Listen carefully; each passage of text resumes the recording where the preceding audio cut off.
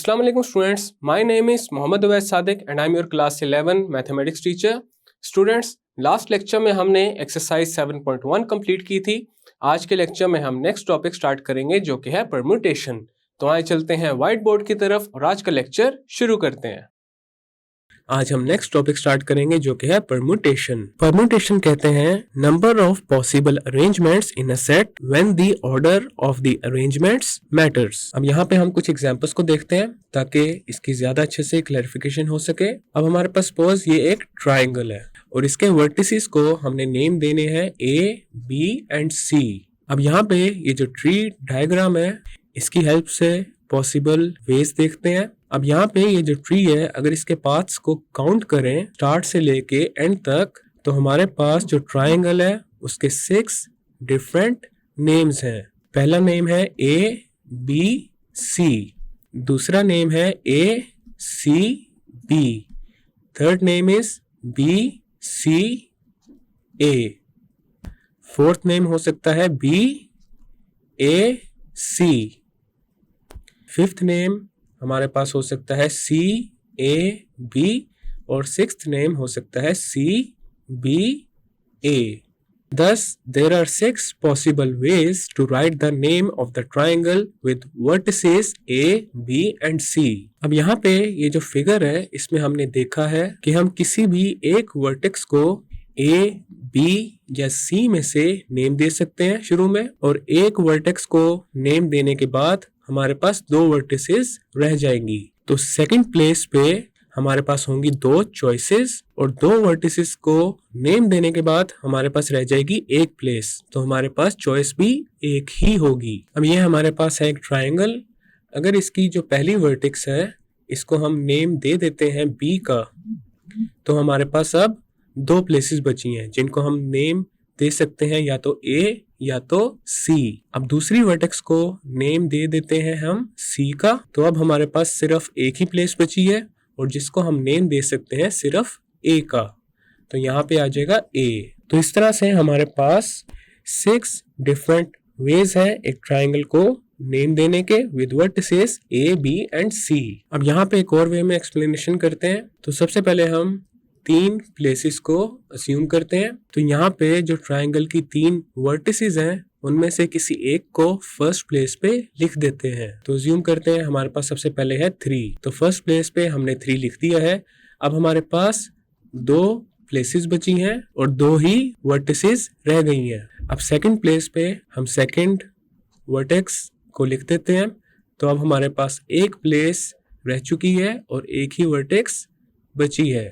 तो third place पे यहाँ पे हम तीसरी वर्टेक्स को लिख देते हैं. अब हमारे पास जो टोटल पॉसिबल वेज है that is equal to the product 3 into 2 into 1 which is equal to 6. तो इसी तरह से हम जो टोटल नंबर ऑफ अरेंजमेंट्स हैं उनको फाइंड कर सकते हैं. अगर हमारे पास 4 डिफरेंट ऑब्जेक्ट्स हो और 4 ही प्लेसेस हो जिनको फिल करना है, तो नंबर ऑफ अरेंजमेंट्स इक्वल होंगी 4 into 3 into 2 into 1 के, which is equal to 24. So there would be 24 possible ways. ये जो एग्जाम्पल हमने अभी की है ये फंडामेंटल प्रिंसिपल ऑफ काउंटिंग को इलस्ट्रेट कर रही है. तो फंडामेंटल प्रिंसिपल ऑफ काउंटिंग की डेफिनेशन को देखते हैं. Suppose A and B are 2 events. The first event A can occur in P different ways. अब यहाँ पे हमने ये assume किया है कि हमारे पास A और B 2 events हैं. जो event A है वो P different ways में occur हो रहा है. After A has occurred, B can occur in Q different ways. और event A के occur होने के बाद जो event B है वो Q different ways में occur हो रहा है. The number of ways that the 2 events can occur is the product P into Q. तो यहाँ पे जो total number of ways होंगे दोनों events के occur होने के that will be equal to P into Q. अब ये जो principle है इसको 3 या 3 से ज़्यादा events तक भी extend किया जा सकता है. For example, the number of ways that 3 events A, B, C can occur is the product P into Q into R. अगर हमारे पास 3 इवेंट्स हैं A, B and C और इवेंट ए अकर हो रहा है P डिफरेंट वेज में, event B अकर हो रहा है Q डिफरेंट वेज में और इवेंट C अकर हो रहा है R डिफरेंट वेज में। तो ये तीनों इवेंट्स अकर होंगे P into Q into R different ways में। अब यहाँ पे ये जो फंडामेंटल प्रिंसिपल ऑफ काउंटिंग है, इसकी जो सबसे ज़्यादा इम्पोर्टेंट एप्लीकेशन है that is to determine the number of ways that n objects can be arranged in order. और जो n ऑब्जेक्ट्स की ऑर्डरिंग है या फिर जो अरेंजमेंट है, इसे कहते हैं permutation of the objects. A permutation of n objects is an ordering or arrangement of the objects such that one object is first, one is second, one is third, and so on. According to fundamental principle of counting, 3 books can be arranged in a row taken all at a time, and this would be equal to 3 into 2 into 1. This is equal to 3 factorial ways. अगर हमारे पास 3 books हैं जिनको हमने arrange करना है, तो उनकी जो अरेंजमेंट के वेज होंगे वो होंगे 3 फैक्टोरियल वेज। इसी तरह number of ways of writing the letters of the WORD taken all at a time, this is equal to 4 into 3 into 2 into 1 and this is equal to 4 factorial. अब इन 4 letters को different ways में arrange कर सकते हैं और जो total number of arrangements होंगी वो होंगी 4 factorial, which is 4 into 3 into 2 into 1 and that is equal to 24. So there are total of 24 ways of writing the letters of the WORD. Each arrangement is called a permutation. अब हमारे पास ये जो permutation की formal definition है इसको discuss कर लेते हैं।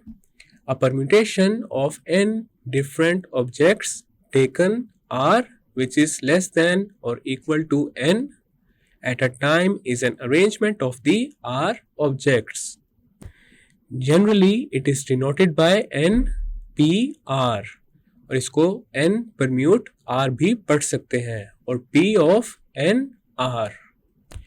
अब यहाँ पे ये जो R है ये बेसिकली रिप्रेजेंट करता है नंबर ऑफ प्लेसेस को और यहाँ पे जो टोटल ऑब्जेक्ट्स हैं वो है n। अगर हमारे पास n डिफरेंट ऑब्जेक्ट्स हैं जिनमें से हम r ऑब्जेक्ट्स को चूज कर लेते हैं, r must be less than and equal to n, तो r ऑब्जेक्ट्स की जो अरेंजमेंट होगी उसे कहेंगे परम्यूटेशन। नेक्स्ट हमारे पास एक प्रूफ है NPR is equal to n into n minus 1 into n minus 2 up to n minus r plus 1. This is equal to n factorial over n minus r factorial. अब इसके proof को देखते हैं। अब यहाँ पे हमारे पास n डिफरेंट ऑब्जेक्ट्स हैं और r प्लेसेस हैं, तो जो फर्स्ट प्लेस होगी उसको n डिफरेंट वेज में फिल किया जा सकता है। अब यहाँ पे रेपिटेशंस अलाउड नहीं है, तो सेकंड प्लेस को अगर फिल करेंगे तो उसके लिए n-1 डिफरेंट वेज होंगे और थर्ड प्लेस को फिल करने के लिए n-2 डिफरेंट वेज होंगे एंड सो ऑन। अब जो आर्थ प्लेस है उसको हम फिल करेंगे n-r-1 डिफरेंट वेज में and n-r-1 this is equal to n-r plus 1। तो r प्लेसेस को हम फिल करेंगे n डिफरेंट ऑब्जेक्ट से और जो टोटल नंबर ऑफ वेज होंगे वो होंगे n into n-1 into n-2 up to n-r plus 1 ways. So NPR or n permute R, this is equal to n into n-1 into n-2 up to n-r plus 1 and this is equal to n into n-1 into n-2 up to n-r plus 1। अब यहाँ पे हम n-r into n-r-1 up to 3 into 2 into 1 के साथ multiply और divide कर देंगे, तो हमारे पास आ जाएगा n-r into n-r-1 up to 3 into 2 into 1 divided by n-r into n-r-1 up to 3 into 2 into 1। So this is equal to, अब यहाँ पे न्यूमरेटर में हमारे पास आ जाएगा n फैक्टोरियल ओवर, और डिनोमिनेटर में हमारे पास आ जाएगा n minus r factorial. n minus r factorial is equal to n minus r into n minus r minus 1 into n minus r minus 2 up to 3 into 2 into 1। तो यहाँ पे हमारे पास NPR आ चुका है n factorial over n minus r factorial के equal, which completes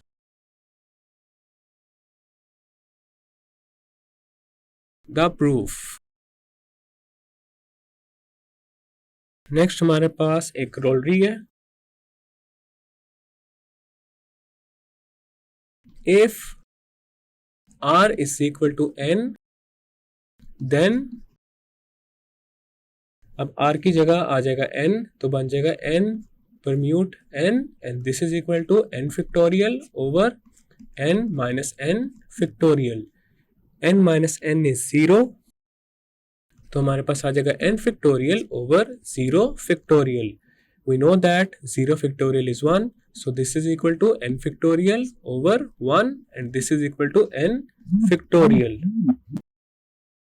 So this means n different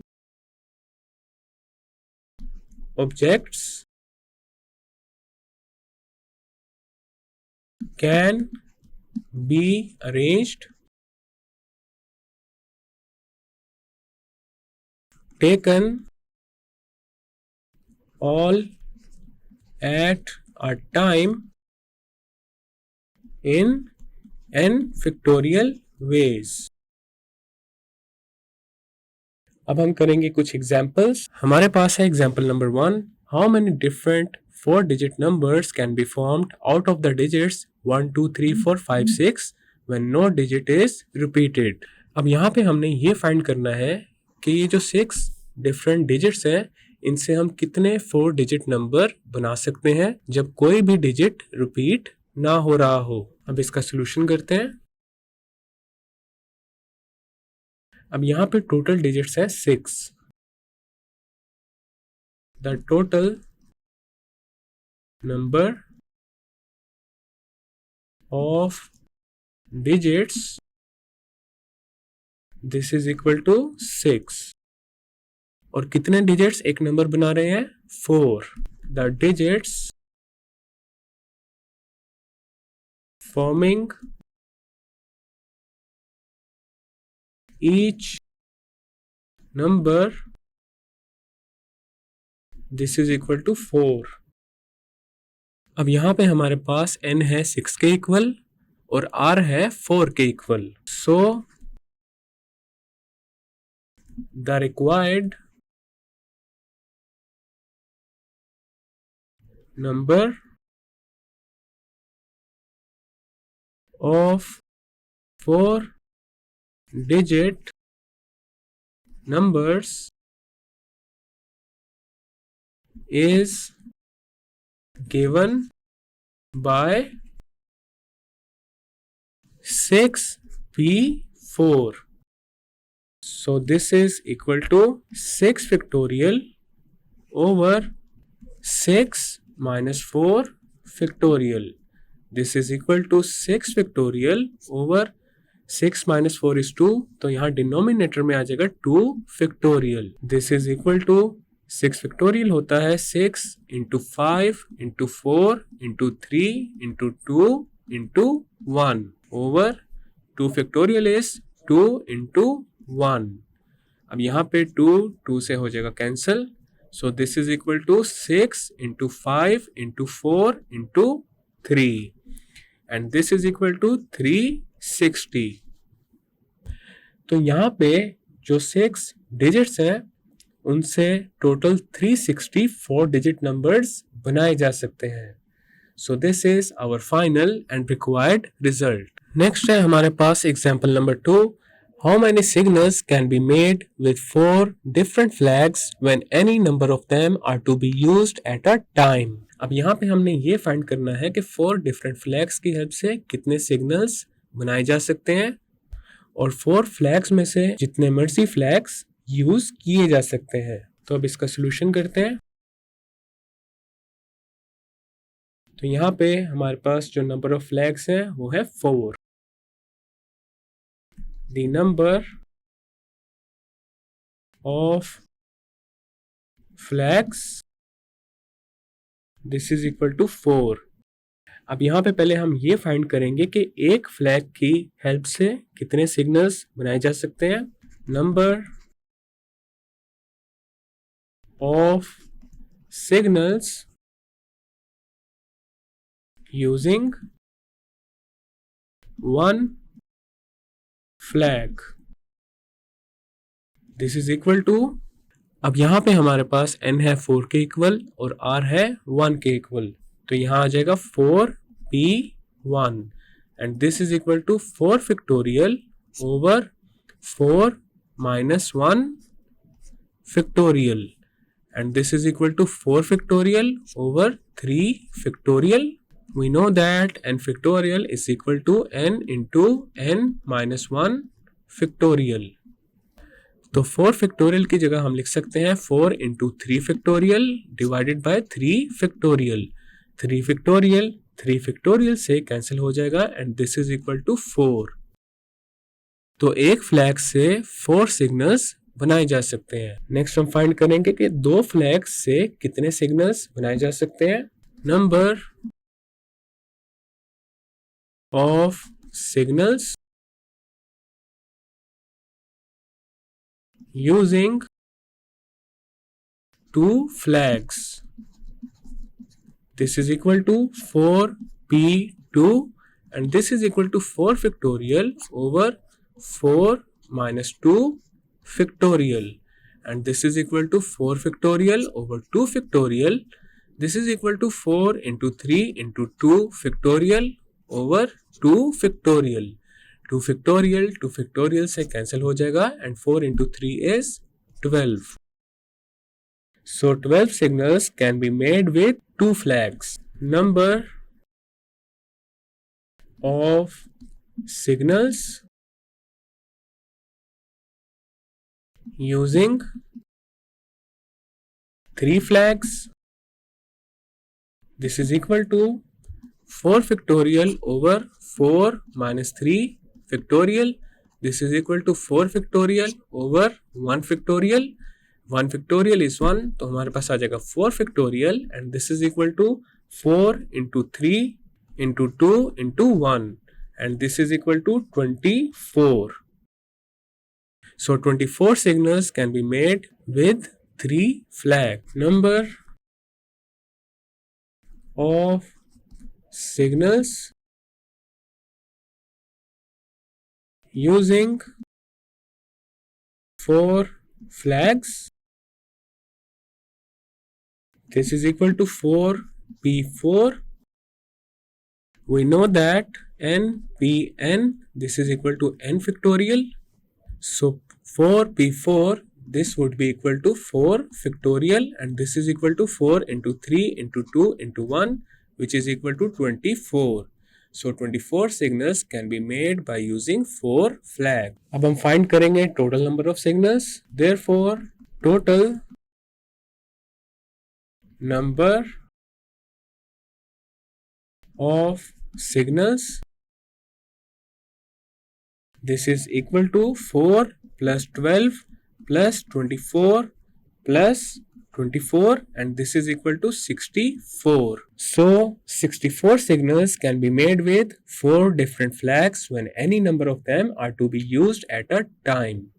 This is our final and required result. Next example number 3. In how many ways can a set of 4 different mathematics books and 5 different physics books be placed on a shelf with a space for 9 books if all books on the same subject are kept together?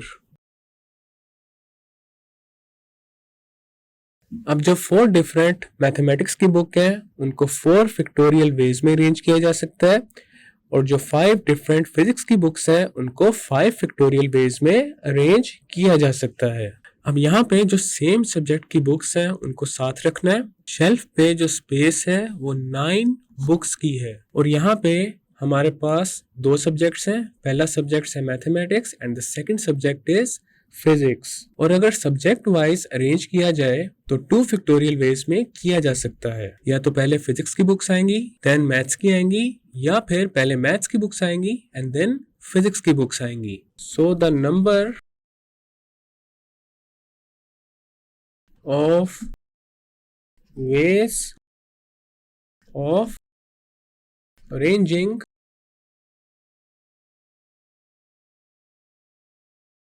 the books as given by 4 factorial। 4 different mathematics की books को 4 factorial veg में arrange किया जा सकता है into 5 factorial.